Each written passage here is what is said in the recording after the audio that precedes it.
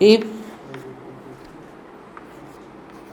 rate of disappearance if rate of disappearance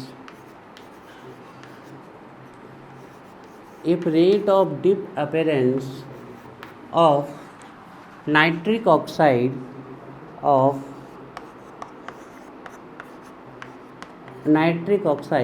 देखो formula याद करते चलो, हम आपकी हेल्प के लिए तो अभी लिख देते हैं। NO is a nitric oxide. If rate of अरे आज पता नहीं सुबह से क्या इफ रेट ऑफ, ये तो प्रोडक्ट है ना, तो प्रोडक्ट तो अपेयर होगा ना। If rate of appearance of nitric oxide is 3.6 10⁻⁴ मोल पर लीटर पर सेकेंड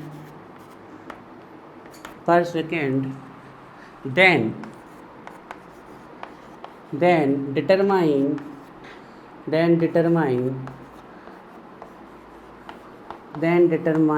क्या क्या डिटरमाइन करना है आपको? रेट ऑफ रिएक्शन, सेकेंड है रेट ऑफ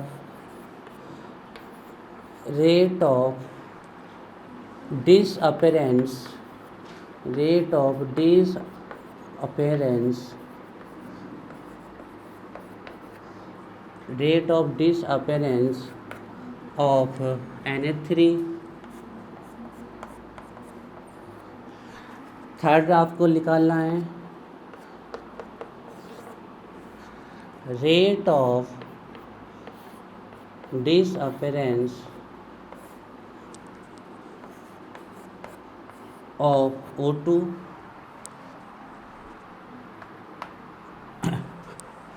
फोर्थ आपको निकालना है rate of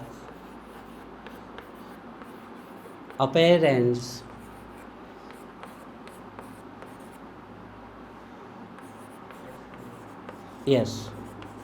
rate of appearance of.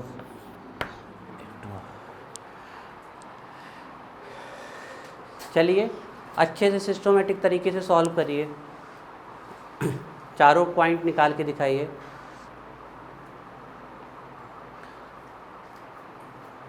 If rate of appearance of nitric oxide ये 3 हाँ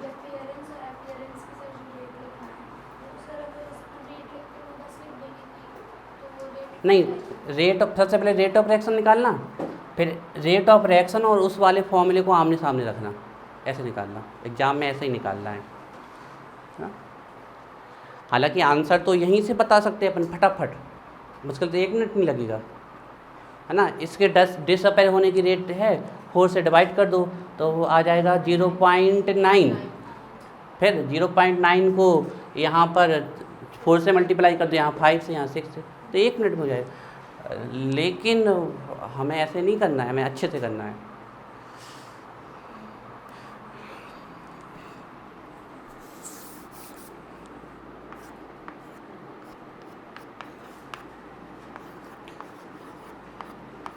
राज नहीं आया समझ में क्या करना है? तो मतलब फिर तो तुम्हें पहले के क्वेश्चन भी समझ में नहीं आए होंगे। आए हैं, देखो अब क्या है, ये दिया गया है, इसमें सीधे इसके अपीयरेंस की रेट दे दी। मतलब क्या दे दिया? ये दे दिया डेल्टा, हमने कल बताया था ना, delta NO upon delta T। आप किसी भी साइन का यूज कर सकते हो यहाँ पर, जब उनने नहीं बोला है तो डेल्टा भी यूज कर सकते हो, D भी यूज कर सकते हो, ठीक है, ध्यान रखिएगा। हाँ, अब इसमें टाइम की ज़रूरत ही नहीं है। अब सोचो तुम क्वेश्चन के, इसका मतलब नहीं आया, कॉन्सेप्ट समझ में नहीं आया, सीधी सी बात है, कॉन्सेप्ट समझ में नहीं आया, नहीं तो ये क्वेश्चन नहीं आते। क्योंकि इसके पहले वाले क्वेश्चन में हमने क्या समझाया, सीधे ये दे दी गई है आपको सिद्धार्थ, राज, ये सीधे दे दी गई रेट ऑफ अपीयरेंस। अब इसके आगे का सॉल्व करो खुद, कैसे करना है। कहाँ देख रहे हो? ये देखो, इससे कठिन दे दी है अभी।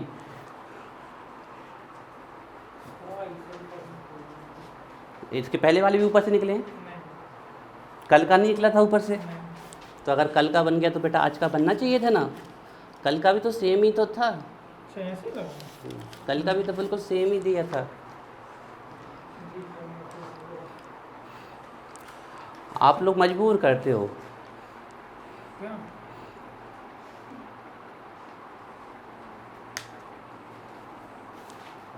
हम आप लोगों से उम्मीद करते हैं कि अच्छी पढ़ाई। कल का घर से जाके नहीं देखा, हमने कल चिल्ला चिल्ला के पूछा था अपीयरेंस समझ में आ गई, आप लोग को हाँ सर। फिर हमने पूछा अपीयरेंस समझ में आ गई, हाँ सर। फिर पूछा डिसअपीयरेंस समझ में आ गई, हाँ सर, हाँ सर। और आज क्वेश्चन दिया तो यहाँ पर हमने लिखा है अपीयरेंस, तो आज नहीं बन रहा है आपसे। तो आज के बाद आप लोग हाँ कह दो करोगे तब भी हम 5-6 बार पूछ लिया करेंगे। आ गई है पूरा आंसर सिस्टमेटिक। तो अभी आंसर नहीं लिखेंगे सिर्फ, नहीं तो ये सब लोग आप जानते ही हो हर चीज़ में चाहे पीछे हो, लेकिन नोट करने में तो ये मास्टर हैं। बोर्ड पे लिख के तो देख लो आप।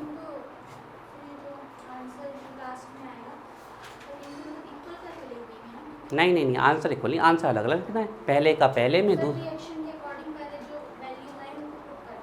हाँ सीधे पुट करना है, और फर्स्ट का आंसर फर्स्ट के साइड, सेकंड का आंसर सेकंड। जनरल नहीं आया ना समझ में? अच्छा, शिफा का आ गया, एक लड़की जिसका आंसर आया है।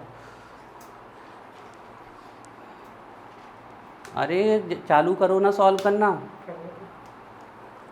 तुम थ्योरी याद कर रहे हो इस साल, मैथ कैसी चल रही तुम्हारी? आज बात करते हैं हम सर से। जहाँ आप जाते हो हमें पता नहीं है क्या? हमें सब पता है आप कहाँ जाते हो, हमें हर एक बच्चे की जानकारी है। आज बात करते हैं कि अभी इसको जोड़ घटाना नहीं आ रहा सर, कैसे आपने पढ़ाया? एक्चुअली में उनकी गलती नहीं है, तुम्हें केमिस्ट्री समझ में नहीं आई, मैथ तो तुम लगा लोगे इसकी।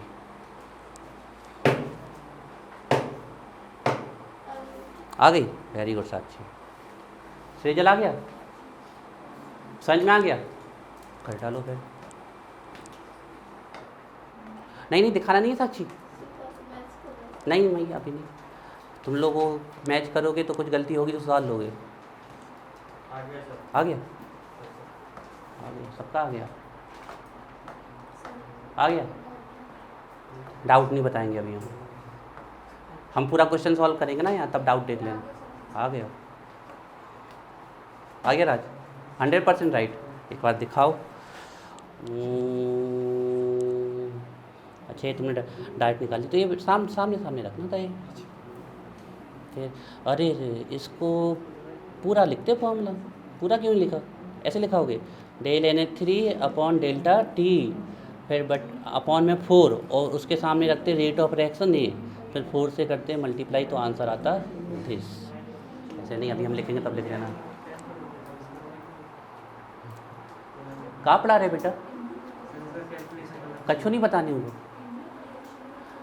गणितिक जानते हो, महान गणितिक, उसके बाद दूसरा किस नहीं है, तो कुछ नहीं बताना है उसे।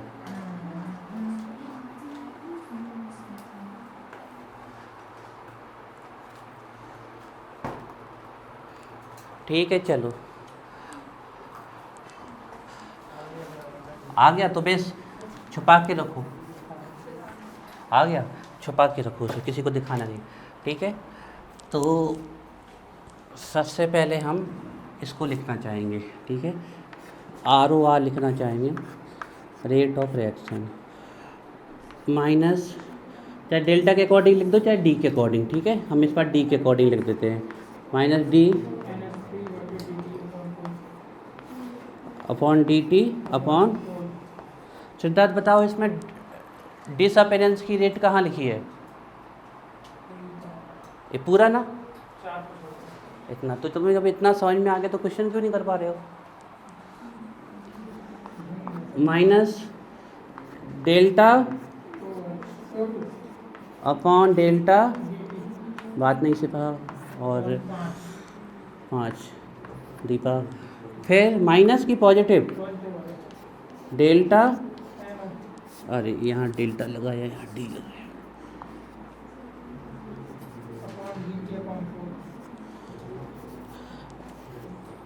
NO upon DT upon equal DH2O upon DT upon 6। यहाँ देखो, चलो बच्चों बात नहीं, देखो आप लोग क्वेश्चन को समझते क्यों नहीं हो। इसके पहले जो क्वेश्चन थे उसमें हमने रेट ऑफ डिसअपेरेंस या अपेरेंस दी थी, उसमें ये बताया था कि कंसंट्रेशन इसका इतने से इतने इंक्रीज हो रहा है इतने सेकंड में, तो वहाँ से हमने डिसअपेयर होने की या अपेयर होने की रेट निकाली थी। जैसे इसका कंसंट्रेशन हमने लास्ट क्वेश्चन में दिया था कि 4.2 से इंक्रीज हो रहा है 8.4 10⁻³ मोल पर लीटर, ठीक है। तो उस डेटा को यहाँ रखा और टाइम से डिवाइड किया तो हमें क्या मिल गया था, रेट ऑफ अपेरेंस ऑफ। लेकिन इस क्वेश्चन में तो सीधे ही सीधे आपको क्वेश्चन में दिया हो रेट ऑफ अपेरेंस किसकी दी गई है, एनओ की। अब आप बताओ rate of appearance of NO कहाँ तक लिखा है, यहाँ तक लिखा है, तो इसको 4 से डिवाइड कर देंगे। अब ए वाली वैल्यू और ए वाली वैल्यू बराबर है, तो इसको 4 से डिवाइड कर देंगे तो हमें क्या मिल जाएगी, ROR मिल जाएगी, है ना। चलिए तो फिर अब हम इसको सॉल्व कर रहे हैं, ठीक है ना।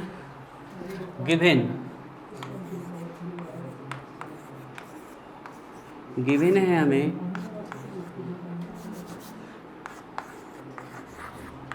रेट ऑफ अपेरेंस, आवाज़ नहीं, rate of appearance of NO,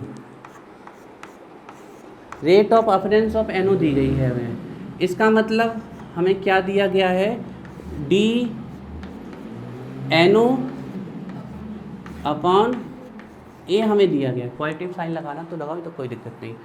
और ये हमें कितनी दी है, 3.6 10⁻³ 4 दी है आपको। चलिए 10⁻⁴ mole litre inverse second inverse, ये हमें दी गई है, ये वैल्यू दी गई है ना। अब इस वैल्यू को यहाँ पुट कर दें और 4 से डिवाइड कर दें तो हमें क्या मिल जाएगी, रेट ऑफ रिएक्शन। तो पहला वाला क्वेश्चन सॉल्व कर रहे हैं हम, ठीक है। तो देखिए यहाँ पर आंसर दे रहे हैं, तो फर्स्ट वाले का, तो फर्स्ट वाला ROR कहाँ पर,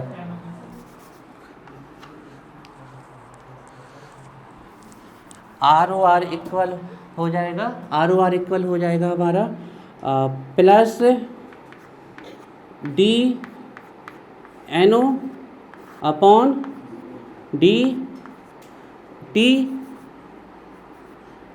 अपॉन कितना था 4। ए वाली वैल्यू पूरी कितनी दी गई है, 3.6 10⁻⁴ मोल पर लीटर पर सेकेंड। और ये वैल्यू रखिए और यहाँ ये 4 से कर दे तो 4 9 या 36, एक डेसिमल के बाद 0.9 10⁻⁴ मोल पर लीटर पर सेकेंड। अब हमें रेट ऑफ रिएक्शन मिल गई। अब हम किसी को भी निकाल सकते हैं, क्योंकि हमने इक्वेशन कैसा लिखा था, हम इक्वेशन ऊपर लिख देते हैं फिर से एक बार। इक्वेशन क्या था हमारा, रेट ऑफ रिएक्शन का, नहीं उस टर्म में लिखेंगे माइनस, तो NH3 DNH3 upon DT upon 4 minus D4NH3 plus 5O2 O2 upon DT upon 5। फिर क्या था, पॉजिटिव DNO अपॉन DT और ये कितने थे 4, फिर प्लस करके था H2O अपॉन DT और अपॉन 6। अब देखो ये रेट ऑफ रिएक्शन और इन दोनों वैल्यू को सामने रख लिया तो हमारी रेट ऑफ रिएक्शन आ गई। अब रेट ऑफ रिएक्शन आ गई, इस वाले को रख लेंगे, 4 से मल्टीप्लाई कर देंगे तो rate of disappearance of this मिल जाएगी। फिर रेट ऑफ रिएक्शन की वैल्यू रख लेंगे और इस वाले फॉर्मूले को रख लेंगे तो rate of disappearance of O2 मिल जाएगी, 5 से मल्टीप्लाई। और फिर इस रेट उसको सामने रख, सबसे पहले रेट निकाला करो इस क्वेश्चन में, और इसको रख लेंगे तो रेट ऑफ अपीयरेंस ऑफ क्या निकल आएगी, H2 निकल आएगी। तो पहला वाला हो गया हमारा, ठीक है। अब rate of disappearance of NH3 निकाल रहे हैं, ठीक है ना। तो देखिए सेकंड है rate of disappearance, rate of disappearance of NH3 निकाल रहे हैं हम, rate of disappearance of NH3, ठीक है। Rate of disappearance of NH3 इसको निकाल रहे हैं। तो ये किसके इक्वल हो जाएगी, ROR, इसका फॉर्मूला लिख दे साइड में। तो ए माइनस D3 अपॉन 4 NH3 थे 4। अब एक बच्चा जो गलती करेगा वो ये गलती करेगा कि रेट ऑफ रिएक्शन रखेगा और वो इस माइनस साइन को जज करने लगेगा। माइनस है ही नहीं, ध्यान रखिएगा। इस पूरे की वैल्यू कितनी दी गई है हमें, इस ए निकल के आया आपका, आ रही बात समझ में, ए निकल के आया, यहाँ 4 से कर देंगे मल्टीप्लाई, बात समझ में। तो इस माइनस को सॉल्व नहीं करना है आपको कि माइनस को सॉल्व करके साइड माइनस लगा दो, क्योंकि रेट हमेशा कैसी आएगी, पॉजिटिव। ये बात आप ध्यान रखिएगा। तो रेट कभी भी आपको माइनस साइन से फंसना नहीं है इसमें। देखते हैं ए वाली वैल्यू कितनी दी है हमें, निकाल ली हमने 0.9 10⁻⁴ मोल पर लीटर पर सेकेंड। अब इस 4 को उठा के यहाँ ले आए तो मल्टीप्लाई बाई 4, तो हमें क्या मिल जाएगा, माइनस D यहाँ पर NH3 अपॉन DT, और यही किसकी थी, rate of disappearance of NH3। बात समझ में आ रही है। कल हमने लिखवाया था तो ये सब लिखवाए थे माइनस के साथ, माइनस के टर्म लिखा रहता, और ये हो जाएगा 4 9 या 36 3.6 10⁻⁴ मोल पर लीटर पर सेकेंड। अच्छा क्वेश्चन में देखें हम तो ए वाली और ए वाली वैल्यू, ए वाली और ए वाली वैल्यू कैसे होने वाली है, सेम। और देखो सेम ही आ गई बात समझ नहीं। तो लॉजिकली मान लो ऑब्जेक्टिव पूछ ले तो आप यहाँ से आपसे वो पूछ ले कि rate of formation of NO ये है, तो rate of disappearance of NH3 कितनी होगी, तो हमारा आंसर सीधे। ऐसे लॉजिक छोटे छोटे से सेट करने पड़ते हैं। हम क्वेश्चन सॉल्व क्यों करें जब इन दोनों की रेट सेम है ना, बात समझ में आ रही है, ठीक है। चलिए ए हो गया हमारा दूसरा सॉल्व। अब तीसरा वाला सॉल्व कर रहे हैं, rate of disappearance of O2, rate of disappearance of O2 यहाँ कितना है 5। ऐसे करते जाओ, रबड़ ले लो, मिटाते जाओ, लिखते जाओ।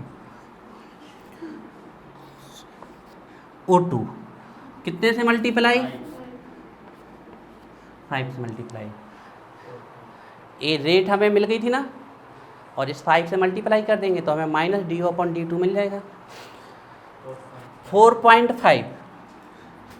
5 9 या 45, डेसिमल 1 प्लेस के बाद है तो 1 पे 10⁻⁴ मोल पर लीटर पर सेकेंड। अब चौथा वाला आंसर सिद्धार्थ बताएगा, इसको लिख लो।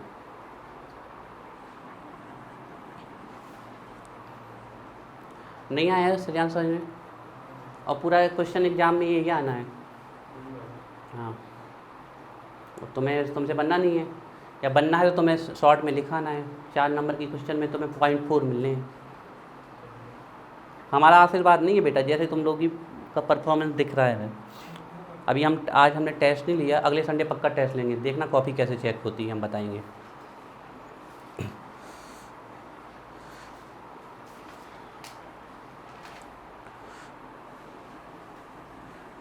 फोर्थ कर रहे हैं हम, ये हो गया, आ गया। अच्छा उस वाले का और 6 9 या 54, ओके। तो अब हम कर रहे हैं रेट ऑफ अपीयरेंस इसका, हाँ H2O का। तो यहाँ कौन सा साइन, यहाँ पर H2O, और कितनी थी स्टोइकियोमेट्री 6 थी, इसके साथ यहाँ लिखी थी हमने 6, है ना 6। तो ये पॉजिटिव साइन,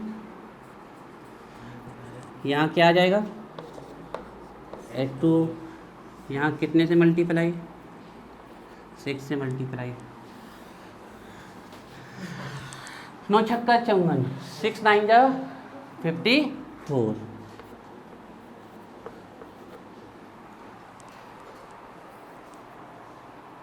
बनेंगे नहीं बनेंगे दीपक, बन जाए पक्का, पर गलती तो करेंगे, बिना गलती के काम कैसे चलेगा। कितनी भी गलती है करना है कर लो, अभी कोई दिक्कत नहीं, पर एग्ज़ाम में मत करके आना। आप लोग ये सोचिए कि आप लोग पूरे साल लगभग 10 महीने पढ़ाई करते हो, 3 कोचिंग भागते हो, प्लस स्कूल भी जाओगे, इतनी सारी मेहनत करते हो, जब जाके आपको 3 घंटे 5 सब्जेक्ट में पेपर मिलते हैं देने, 15 घंटे आपका करियर डिसाइड, करियर नहीं तो 12th डिसाइड करेंगे। इन 15 घंटे को का एक एक सेकेंड अपने लिए यूज करना वहाँ पर, ठीक है, ध्यान रखिएगा। ठीक है, डालिए heading factors affecting rate of reaction. Factors affecting